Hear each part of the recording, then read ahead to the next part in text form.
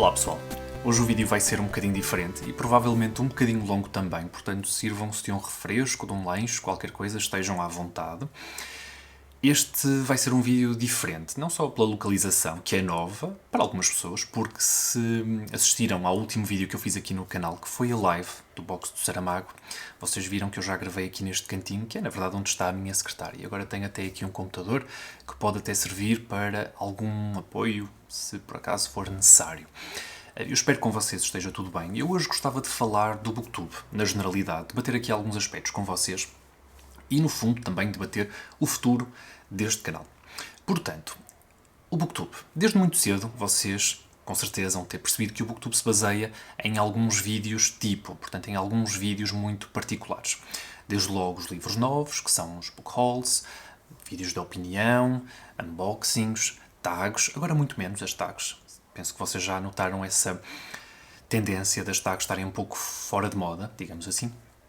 E é verdade que algumas pessoas exploraram outros registros e outros formatos, mas o que eu tenho notado, e há já muito tempo tenho notado, é que toda essa estrutura do Booktube, que já é bastante antiga, desde os primórdios do Booktube, me limita num aspecto muito importante que são as releituras. Portanto, eu não faço tantas releituras como gostaria, infelizmente. Portanto, eu gostava de revisitar livros que possivelmente até já têm opinião aqui no canal, que eu já discuti antes, mas que gostava de abordar novamente sob um novo ponto de vista, de outro ângulo, tentar até perceber coisas que eu inicialmente não percebi, e é isso mesmo que permite a releitura, portanto, encarar as coisas de uma nova perspectiva, acima de tudo. E também, de certa forma, justificar a quantidade de livros que tenho cá em casa, não é?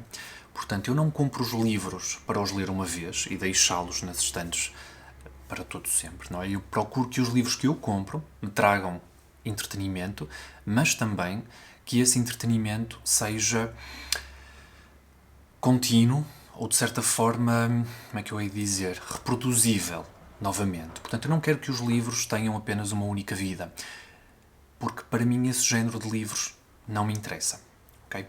Portanto, acima de tudo, eu prefiro, se calhar, mudar agora aqui a forma como eu estou no Booktube, a forma como eu encaro o canal, e estruturar o canal para conseguir também incluir as releituras, incluir outro género de conteúdo que não esses vídeos tipo.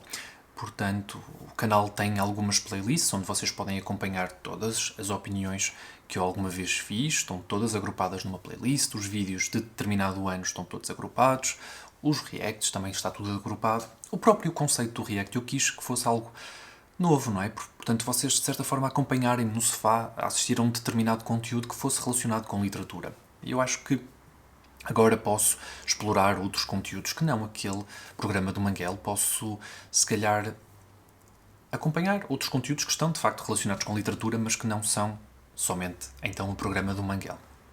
E eu espero que vocês estejam dispostos a isso, não é? Portanto, a partir de agora eu quero que os vídeos realmente tenham um cariz mais descontraído, mais relaxado, talvez permitir mais discussão nos comentários. Isto porque, o que é que eu sinto?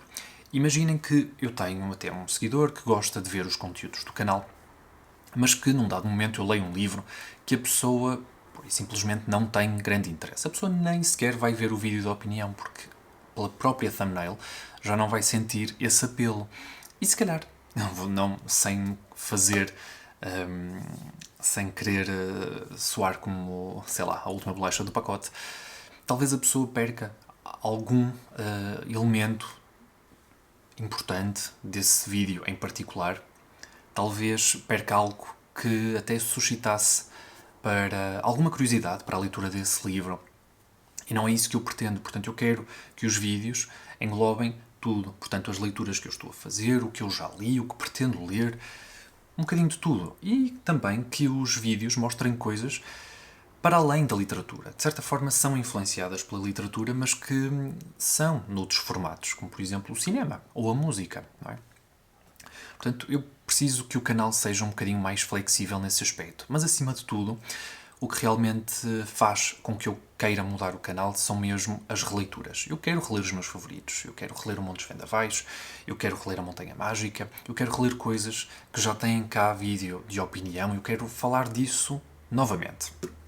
E eu acho isso importante. Portanto, preâmbulo à parte, portanto, introdução feita. Eu agora vou falar de alguns livros que li mais recentemente.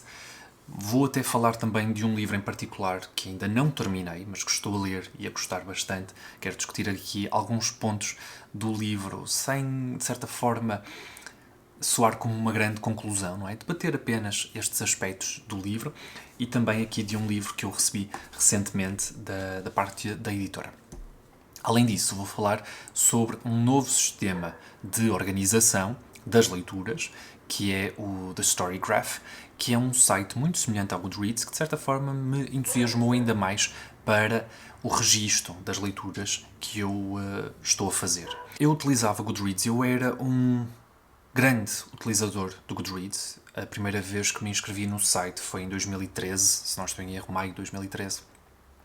Portanto, há cerca de 10 anos, quando decidi investir então mais nas leituras. Não é que eu não fosse leitor, eu já lia, mas decidi começar então o registro das minhas leituras, porque eu antes simplesmente lia o livro, não é? E o livro não era registado, eu não registava datas, eu não tecia nenhum comentário. O máximo que podia fazer era comentar a minha leitura com os meus familiares, os meus amigos, e limitava-me a isso, até descobrir então uma comunidade tão grande como a de Goodreads e conhecer pessoas extraordinárias lá. Portanto, estou grato a essa plataforma. No entanto, mais recentemente eu tenho notado que o Goodreads estagnou, desde a aquisição pela Amazon, que realmente as coisas não são o que eram. Mas devo dizer que o Goodreads, apesar de tudo, teve algumas alterações que eu considero benéficas. Portanto, para as pessoas que realmente gostam de manter um registro das leituras, era importante o aspecto da releitura, e o Goodreads não permitia isso. Portanto, vocês não conseguiam saber se aquela pessoa estava a ler o livro pela primeira vez, se o estava a reler. Porque depois, o Goodreads é uma plataforma que fomenta muito a interação, desde os likes, os comentários, tudo isso, e tornava um pouco difícil a abordagem àquele update, àquela atualização da pessoa que vocês seguiam, ou até são amigos, porque vocês não sabiam, por isso simplesmente, em que ponto é que a pessoa estava em relação àquele livro. Muitas vezes a pessoa já estava a reler o livro pela segunda, terceira, quarta vez. Portanto, era uma limitação que eu acho que eles conseguiram melhorar. O The Story Graph, apesar de tudo, eu sinto que é bastante melhor no aspecto do registro. Talvez fique um pouco aquém no aspecto da comunidade, mas isso eu ainda estou a explorar. Mas no aspecto do registro, no aspecto do tratamento de dados, mesmo também na área das recomendações, acho que é uma plataforma que tem bastante potencial. E o Goodreads simplesmente estagnou. É o que eu sinto. Apesar de tudo, não vou apagar a minha página de Goodreads, como eu já fiz antes. Portanto, eu no Goodreads tinha, lá está, essa página desde 2013 e houve ali 1 ano, 2 anos, se não estou, sim, há mais ou menos 2 anos, em que eu decidi começar a manter um registro escrito. Eu ia ser essa pessoa que ia registar as leituras por escrito. Não aconteceu. Portanto, eu tentei alterar aqui um bocadinho a minha natureza e, de certa forma, eliminei parte do meu passado. E vou sempre arrepender-me disso. Por isso, eu não vou apagar o Goodreads, vou simplesmente acrescentar o The Story Graph, vou atualizar o The Story Graph e tentar perceber se é uma plataforma para mim. Felizmente, já tive alguns colegas, então aqui da comunidade, alguns amigos da comunidade que se juntaram a mim e ao Emanuel, e já temos aqui uma pequena comunidade. Vai ser interessante seguir e perceber se realmente esta plataforma funciona para todos nós. Eu cheguei a ser librarian, portanto cheguei a ser uma bibliotecária, entre aspas, é assim que se pode chamar a essas pessoas responsáveis por fazer algum trabalho de edição ou até algum trabalho de edição, no fundo, não é? No Goodreads. Cheguei a ser essa pessoa que editava capas, que editava sinopses, que editava número de páginas, editoras, ISBNs, coisas assim. Perdia parte do meu tempo a fazer isso. Um trabalho que era muitas vezes para a minha própria biblioteca pessoal, mas também ajudava na biblioteca pessoal dos outros, das outras pessoas que tinham então página no Goodreads. No The Storygraph, isso também existe. A função agora de bibliotecário é muito mais difícil de obter, pelo menos é a impressão que eu tenho, e no The Storygraph é muito mais simples. Portanto, vocês facilmente conseguem alterar os livros, se assim pretenderem. Se vocês um dia quiserem, eu posso até gravar aqui o ecrã, mostrar-vos a plataforma, comparar os diferentes aspectos entre o The Storygraph e o Goodreads e talvez ajudar-vos a perceber se realmente qual é a melhor, qual é a mais indicada para vocês. Mas, como eu disse, comecei ontem, portanto ainda sou muito novato aqui nesta nova plataforma, mas se vocês acharem interessante, posso então trazer esse vídeo. Que livros então é que eu quero falar? Eu coloquei aqui 3 livros para os quais eu não vou fazer assim vídeos prolongados de opinião. Acho que não se justifica, apesar de serem todas estas leituras maravilhosas.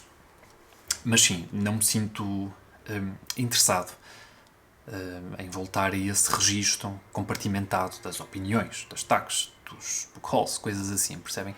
Quero que realmente o canal se torne um pouco mais fluido e que isto fique uma conversa, claro que uma conversa muito unidirecional, mas que pareça mais uma live do que propriamente um vídeo gravado com propósito. Enfim, portanto, um dos livros que eu quero falar agora é o The Lion, the Witch and the Wardrobe. Portanto, se vocês viram aqui há uns tempos livros novos aqui no canal, já não vos sei precisar em que mês, viram que eu adquiri a box completa das Crónicas de Nárnia. Eu penso que foi durante esta fase em que voltei ao BookTube. Penso eu. Mas sim, comprei todos os livros das Crónicas de Nárnia num belo box, portanto são edições maravilhosas. Ou talvez não, acho que foi antes do meu regresso ao BookTube, deste último regresso ao BookTube. Portanto, eu acho que a maior parte das pessoas, se calhar, não viu. Mas comecei a ler estes livros e, na verdade, já li o primeiro, The Magician's Nephew, e agora li o The Lion, the Witch and the Wardrobe. Sendo que este terá sido o primeiro livro escrito pelo C.S. Lewis neste universo mágico e achei o livro maravilhoso. Como muitas pessoas que leram este livro dirão, este é um livro repleto de simbolismo, também tem aqui alguns elementos que se podem considerar até elementos cristãos, é muito inspirado na Bíblia, não é? Em vários acontecimentos, desde logo o Gênesis, não é? Talvez até isso aconteça mais no primeiro livro, portanto, naquele que é agora considerado o primeiro livro da série, que é o The Magician's Nephew, em que realmente existe ali um momento de criação muito semelhante ao Gênesis. Aqui já não será tanto isso, acaba por ser também, ainda acompanhamos alguns eventos inspirados talvez no Gênesis, mas um pouco mais adiantados, sendo que vamos acompanhar aqui um grupo de crianças que vai atravessar um armário mágico que os levará até ao mundo de Nárnia. E lá eles conhecerão personagens muito bizarros, de outras raças, de outras índoles e também com poderes mágicos e vão tentar salvar Nárnia deste inverno rigoroso que dura há anos e anos a fio. Adorei este livro, tenho gostado bastante desta série, é completamente diferente de coisas como O Senhor dos Anéis, acaba por ser uma história muito mais infantil, muito mais terna, não, apesar de haver aqui elementos até de guerra e de alguma violência, de bastante violência até, se vocês pensarem no que de facto acontece aqui ao Aslan mais para o final, sem revelar grandes pormenores, apesar disso tudo, acaba por ser um livro muito mais terno, muito mais indicado para jovens leitores. E talvez me arrependa de não ter chegado a estas histórias mais cedo. Mas cá está. Pretendo continuar. E agora fico um bocado triste, porque eu sei que vou querer dar seguimento a esta série, mas eu tenho As Brumas de Avalon para ler do projeto 12 para 2023. Portanto, eu não, se não ler tudo este ano, prefiro ler As Brumas de Avalon e ir saboreando as Crónicas de Nárnia aos poucos, do que ler agora sofregamente tudo e deixar As Brumas de Avalon, que foram uma promessa, então, do ano passado, para este ano, de parte. Outro livro que eu quero só assim falar rapidamente, mas lá está, uma releitura, foi um livro que eu não trouxe opinião aqui para o canal, porque foi durante o período em que eu não estava a fazer vídeos aqui para o canal, que é do Hugo von Hofmannsthal, A Carta de Lord Shandus, ou da Incapacidade da Linguagem, dizer o mundo. Portanto, este foi um escritor que eu ouvi pela primeira vez, assim de forma um bocadinho mais demorada, falar dele, não é? Portanto, era isso que eu queria dizer no livro do Stefan Zweig, O Mundo de Ontem, que acaba por ser a autobiografia do Zweig. Ele fala aqui deste grande prodígio das letras alemãs, que é o Hugo von Hofmannsthal, que realmente produziu uma grande obra, mas que a Portugal não chegou assim tanta coisa. Um dos livros que chegou foi precisamente este, a Carta de Lord Chandos, portanto que seria aqui um lord britânico que estaria a escrever uma carta no século, agora já não sei precisar se no século XVI, vejamos. Eu penso que seria 16. Ou 16 ou 17. Talvez até 17. Sim, acho que escrevi aqui 17. Sendo que o livro começa assim. Esta é a carta que Philip, Lord Chandos, o filho mais novo do Conde de Bath, escreveu a Francis Bacon, uma eminência da cultura, na altura, futuro Lord Verulam e Visconde de St. Albans, a desculpar-se junto deste amigo por renunciar completamente à atividade literária. E é precisamente isto que vai falar este pequeno livro, de alguém com imenso talento para a escrita, que vai escrever uma carta a propósito da sua falta de inspiração para a escrita. Num determinado momento, este Lord Chandos, que é aqui quase um alter ego do próprio escritor, do Hugo von Hofmannsthal, ele diz o seguinte: perdi por completo a aptidão de pensar ou de falar coerentemente sobre o que quer que seja. E este livro é, na verdade, uma grande mentira. Porque ele dizendo isto, que não consegue falar sobre qualquer tópico, sobre nada, que nada lhe venha à mente, que perdeu por completo a inspiração, ele inadvertidamente escreve uma das cartas mais belas de sempre sobre o que de facto é a criação literária, que é, no fundo, criação pura, que é o ser humano a ser Deus. E gostei de reler este livrinho. Ele está disponível noutra edição, já não sei qual é a editora, mas eu prefiro aqui esta, que pertence à editora Padrões Culturais e Editora, que tem aqui também uma ilustração, um quadro, do qual eu gosto bastante. Ainda nesta edição temos também uma introdução ainda bastante longa. Mária Andrade é só o responsável pela paginação, portanto não sei. Mas sim, realmente vale a pena porque além então do texto da carta, que é relativamente curta, vocês conseguem ler isto de uma assentada, tem também a introdução que vai aqui contextualizar um pouco o escritor e também esta obra em particular, que além de ser uma carta, é também quase um registro histórico, não é? Porque ele de facto escreveu esta carta, ou colocou o personagem a escrever uma carta a uma individualidade bastante proeminente que de facto existiu, que foi Francis Bacon. Depois, mais recentemente, um livro que eu terminei e que achei a releitura sensacional, lá está, mais uma vez uma releitura, foi o livro do Salinger, do The Catcher in the Rye. Portanto, decidi reler este livro do Salinger. Mais recentemente tinha visto um vídeo do Alexandre fazer uma opinião, uma resenha dos contos e foi algo que me deixou bastante empolgado. Portanto, os contos do Salinger são dos meus contos favoritos, das minhas histórias. Acho que sim, posso dizer, das minhas histórias favoritas de sempre. São livros que eu recomendaria sempre para um clube de leitura, se vocês quisessem uma discussão bastante interessante, porque depois cada pessoa sai desses contos com uma interpretação diferente. Por muito que vocês não estejam treinados para esse pensamento crítico, o Salinger obriga-vos a isso, porque ele não vos dá respostas fáceis. Portanto, os livros, nesse caso os contos, são bastante exigentes para com o leitor. O leitor tem que fazer o seu trabalho se quer, de facto, extrair algum significado das histórias que o Salinger nos oferece. E o Apanhador no Campo de Centeios, como será aqui a tradução no Brasil, ou À Espera no Centeio, que é como ficou cá em Portugal, ou Uma Agulha no Palheiro. Enfim, de todas essas traduções, eu acho que realmente a do Brasil é a que mais se aproxima do verdadeiro título, que é The Catcher in the Rye. Portanto, The Catcher será realmente o apanhador, e in the Rye será mesmo no centeio, no campo do centeio. Que é isso que o Holden Caulfield, que é o grande personagem deste livro, quer ser. Portanto, é a ambição dele, é ser o apanhador no campo do centeio. Que é uma explicação que está aqui mais para o final do livro. No fundo, este livro é acerca de um adolescente, de um jovem, que está a ter um percurso académico bastante atribulado Desde más notas, de faltar às aulas, de não se rever em nada do que está a aprender, nem nos amigos, nem nos colegas de quarto, em absolutamente nada. Tudo lhe é detestável e, ao mesmo tempo, nós sabemos que é um jovem que está a atravessar por um período bastante complicado da sua vida. O seu irmão mais novo morreu, e ele ainda traz consigo essa mágoa. Portanto, muito deste livro pode ser interpretado como um luto, não é? E, no fundo, acaba por ser isso. Nós acompanhamos aqui o Holden Caulfield em alguns dias, quando ele decide acabar por completo com a sua estadia neste colégio tão privilegiado.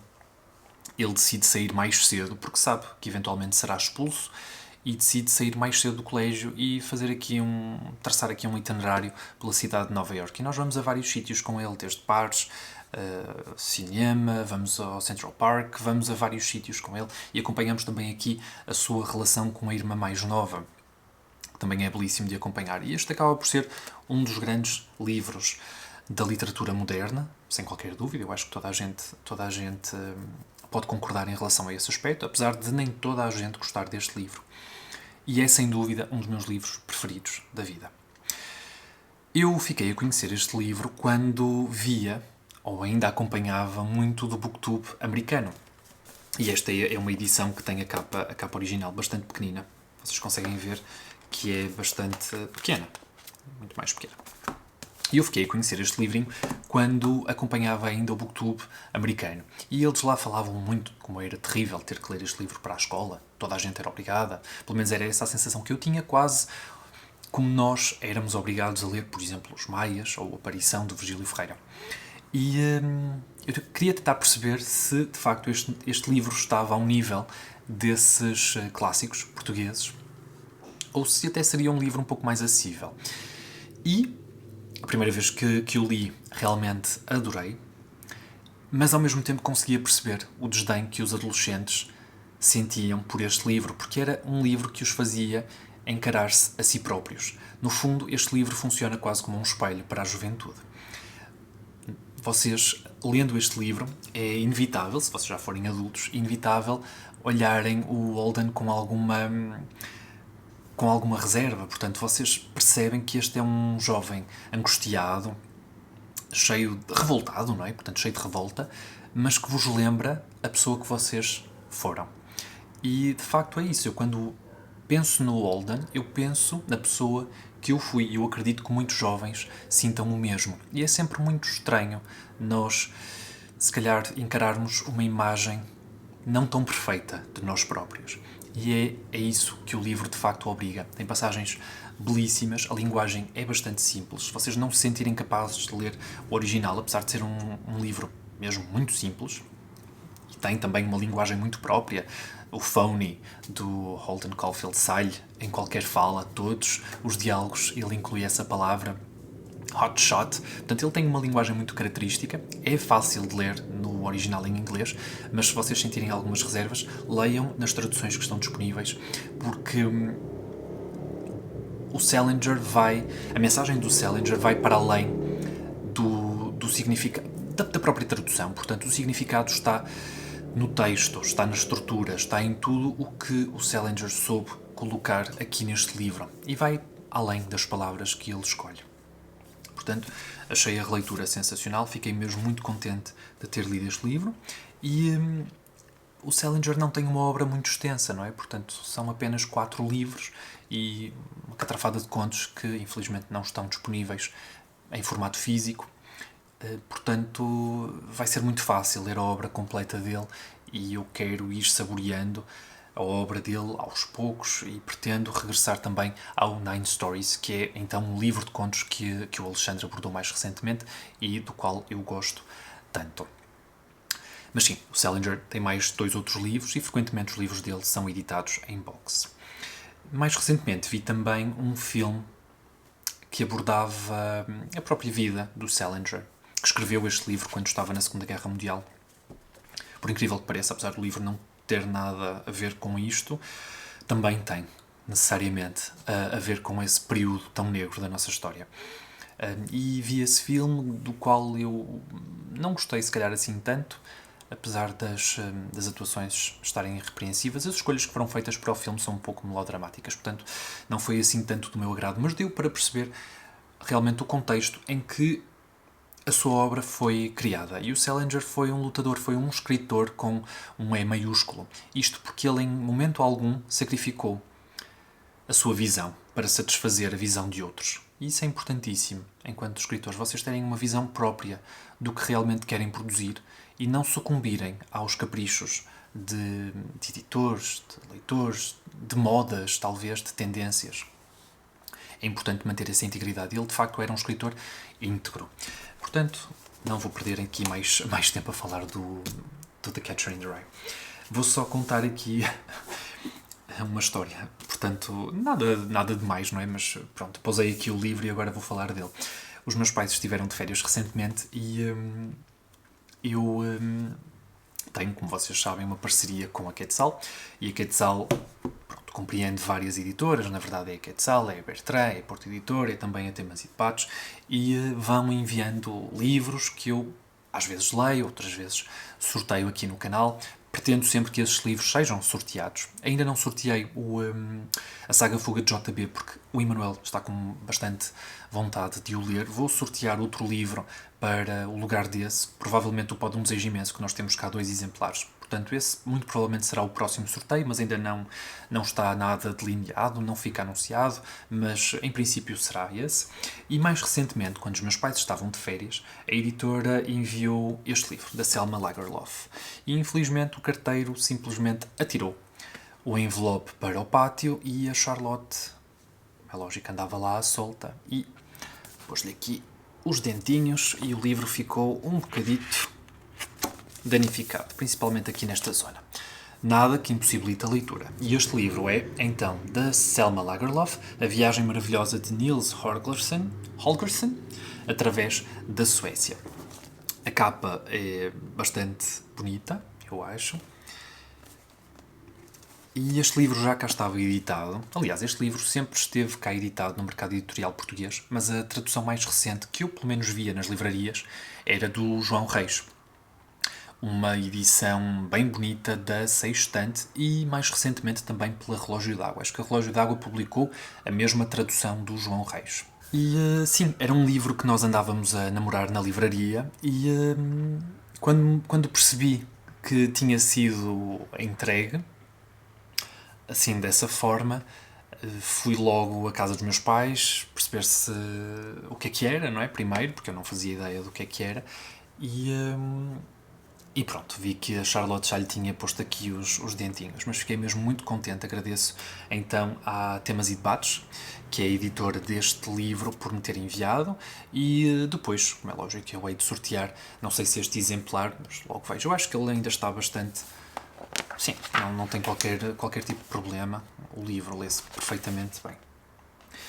E este livro em particular não é a tradução do João Reis, é na verdade uma tradução de E. Antunes, com revisão técnica de Clara Pinto Correia e revisão literária de Levi Condinho.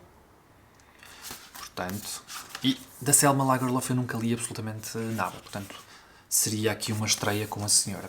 E o livro, por incrível que pareça, na edição da Sextante, parece um grande calhamaço, um livro mesmo muito grande, com mais de 600 ou quase 700 páginas. Nesta edição do Temas e Debates, apesar de a diagramação estar bastante generosa, o livro tem apenas 400. Portanto, fiquei surpreendido de, nesta editora, o livro ficar assim tão condensado.